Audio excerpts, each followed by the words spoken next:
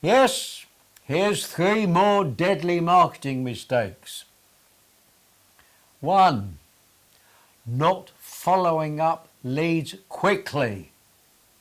And let me tell you that aside from this being silly, it can be massively aggravating to the inquirer.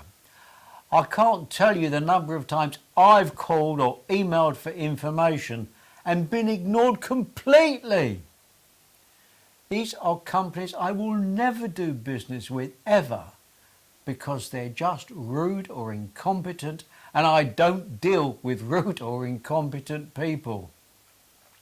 How are you doing on that front? Honestly. 2. Not editing and proofreading your copy before going public. And not just you, but several other people too, because the more you look at something yourself, the more you get to miss the mistakes. 2.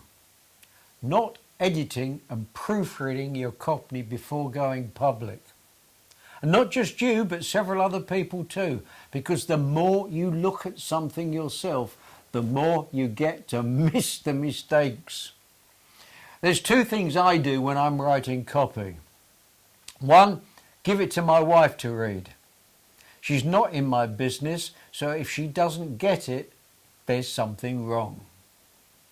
When I'm really happy with what I've written or rewritten, I put it in my desk drawer and take it out again at least 24 hours later. I often look at it the following day and say to myself, who wrote this rubbish? And start all over. Follow my lead. 3. Not realizing the value of customer service and the power of word of mouth. According to several surveys, someone who is really happy with your product or service will tell no more than 2 or 3 people about you. Someone who is unhappy will tell at least 10. There's many ways to encourage people to talk about you. There's no way to stop people bad-mouthing you. And yes, we all make mistakes sometimes. It's how well, how fast, and how graciously we put them right that makes such an enormous difference. And this is probably one of the best one-day brainstorming sessions ever conceived. This management and marketing exercise is one of the most powerful I know of. It works best when there are a number of people involved, and ideally with 1 or 2 people outside of your organisation with the relevant skills who can also contribute. Take your team and divide them into groups of 4 or 5 people. If you only have a very small team, 1 group will do. The format is simple.